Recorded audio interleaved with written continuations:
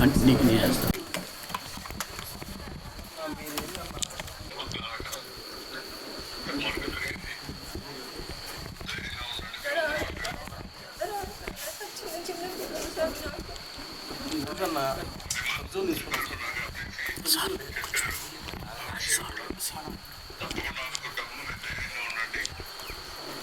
ఎవరైతే జరిగిందో వాళ్ళని వదిలిపెట్టే సమస్య లేదు.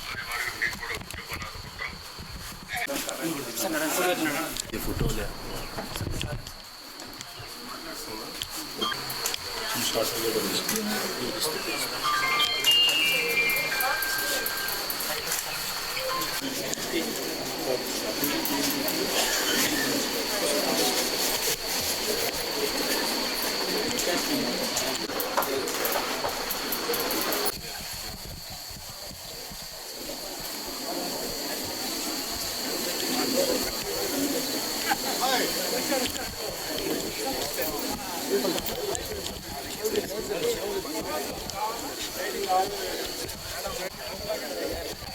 బయట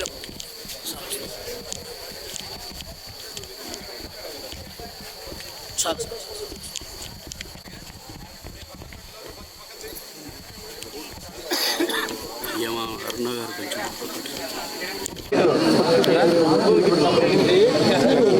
కొంచెం చేసుకుంటూనే ఉన్నాం. హత్య జరిగిన తర్వాత నుంచి రిమాండ్కి పంపించి మళ్ళీ వాళ్ళందరికీ కూడా కేసులు కట్టి ఈ అమ్మాయికి ఎటువంటి ఇబ్బంది లేకుండా చూసుకోవాల్సిన బాధ్యత పరంగా మేము అన్నీ కూడా డాట్ టు డాట్ క్రానలాజికల్గా మేము చూసుకుంటూనే ఉన్నాం. ఈరోజు గౌరవ ముఖ్యమంత్రి గారు అదేవిధంగా గౌరవ ఉప ముఖ్యమంత్రి గారు కూడా ఒక నివేదికను ఇవ్వాలి. ఎందుకంటే ఈరోజు ఈ నివేదికను అడగడానికి కూడా కారణం కూడా ఏంటంటే ఈ అమ్మాయికి ఏ రకంగా మనం ఆర్థిక సహాయం చేయాలి, ఈ కుటుంబాన్ని ఏ రకంగా ఆదుకోవాలి అన్న ఒక ఎత్తు అయితే, ఈ రకంగా బ్రూటల్గా చంపిన తర్వాత ఎవరూ కూడా బయట తిరగడానికి వాళ్ళ అర్హత లేదు. ఇమీడియట్గా వాడికి శిక్ష పడేదానికి, నిందితుడికి శిక్ష పడేదానికి ఎటువంటి చర్యలు తీసుకోవాలన్న దాని మీద కూడా ఒక సమగ్రమైన నివేదికను సమర్పించమని నన్ను, ఇక్కడ నారాయణ గారిని, అదేవిధంగా బొలిశెట్టి శ్రీని గారిని కూడా ఈరోజు ఎన్డీఏ కూటమి తరపున ఒక కమిటీని ఇక్కడికి పంపించడం జరిగింది. మేము ఇక్కడికి వచ్చిన తర్వాత అమ్మాయితో కూడా అన్ని విషయాలు చాలా క్లియర్గా మాట్లాడడం జరిగింది. ఆ అమ్మాయి తన సొంత సోదరితో చెప్పుకునే విధంగా ఈరోజు తన విషయాలన్నీ కూడా ఏం జరిగింది ఏంటి అనేది కూడా మొత్తం అంతా చెప్పింది. గౌరవ ముఖ్యమంత్రి గారు కూడా సాక్షాత్తు అమ్మాయితోనే మాట్లాడడం జరిగింది, తనకి భరోసా ఇవ్వటం జరిగింది. అమ్మాయిని అన్ని విధాల కుటుంబ పరంగా అదేవిధంగా అన్ని విధాల అమ్మాయిని ఆదుకుంటామని చెప్పి అమ్మాయికి భరోసా ఇవ్వటం జరిగింది. ఈ అమ్మాయి ఒకటే కోరుకుంటుంది, ఈరోజు నన్ను ఇబ్బంది పెట్టి ఈరోజు నా బిడ్డలకి తండ్రి లేని వాడిని చేశారు, నా పిల్లల్ని తండ్రి లేని బిడ్డల్ని చేశారు, నాకు అన్యాయం జరిగింది, వాడికి ఎట్టి పరిస్థితుల్లోని శిక్ష పడాలి, ఎట్టి పరిస్థితి బయటికి రాకూడదు, నాకులాగా ఏ అమ్మాయికి కూడా జరగకూడదు అని నన్ను దండం పెట్టి అడిగింది అమ్మాయి. నిజంగా చేయాల్సిన బాధ్యత కూడా మా అందరి మీద కూడా ఉంది ఈరోజు. ఎందుకంటే ఎలా పడితే అలా ఇష్టానుసారంగా మేము చెప్పిందే వేదం, మేము ఎలా చెప్తే అలా జరుగుతుంది అనుకునే రకంగా ఉండి, ఎలా పడితే అలాగ అమ్మాయిలు ఇబ్బందులు పెట్టే పరిస్థితి వచ్చి ఇలా చంపుకునే పరిస్థితులు వస్తే డెఫినెట్గా గవర్నమెంట్ చూస్తూ ఊరుకునే పరిస్థితి లేదు. డెఫినెట్గా దీని మీద మార్నింగ్ కూడా మేము మాట్లాడినప్పుడు కూడా గౌరవ ముఖ్యమంత్రి గారు అతనికి రిమాండ్లో ఉన్న అతను బెయిల్ మీద బయటికి రాకుండానే శిక్ష పడే పరిస్థితి రావాలి, దానికి తగ్గట్టుగా న్యాయ నిపుణులతో సంప్రదించండి, వీలైతే ఒక స్పెషల్ కోర్టు కూడా ఏర్పాటు చేసి ఆ నిందితుడికి శిక్ష పడేటట్టు చేయాలి అని చెప్పి గౌరవ ముఖ్యమంత్రి గారు కూడా ఆదేశాలు జారీ చేయడం జరిగింది. దానికి అనుగుణంగా ఈరోజు మేమందరం కూడా పనిచేయడం జరుగుతుంది. నేను ఒకటే విన్నవించుకుంటున్నా, ఈరోజు ఒక ఆడబిడ్డ తాలూకా కన్నీళ్ళు, ఇది ఒక ఆడబిడ్డ తాలూకా ఆవేదన, ఒక కుటుంబం, ఒక తల్లి తండ్రి తాలూకా కడుపు కోత. దీన్ని అనవసరంగా నేను ఒక్కటే విజ్ఞప్తి చేస్తున్నా, యాజ్ ఏ హోమ్ మినిస్టర్గా విజ్ఞప్తి చేస్తున్నా, అట్ ద సేమ్ టైం ఒక మహిళగా కూడా విజ్ఞప్తి చేస్తున్నా, ఒక తల్లిగా కూడా విజ్ఞప్తి చేస్తున్నా, దీన్ని దయచేసి రాజకీయాలకి చేయకండి. ఇంకొకటి ఏంటంటే కులాలకి ఆపాదించి కుల రాజకీయాలు చేయాలని చేసి దీన్ని అనవసరంగా రాజకీయాలకు ఉపయోగించుకోవద్దని మిమ్మల్ని అందరినీ కూడా చేతులెత్తి నమస్కరించి నేను అడుగుతున్నా.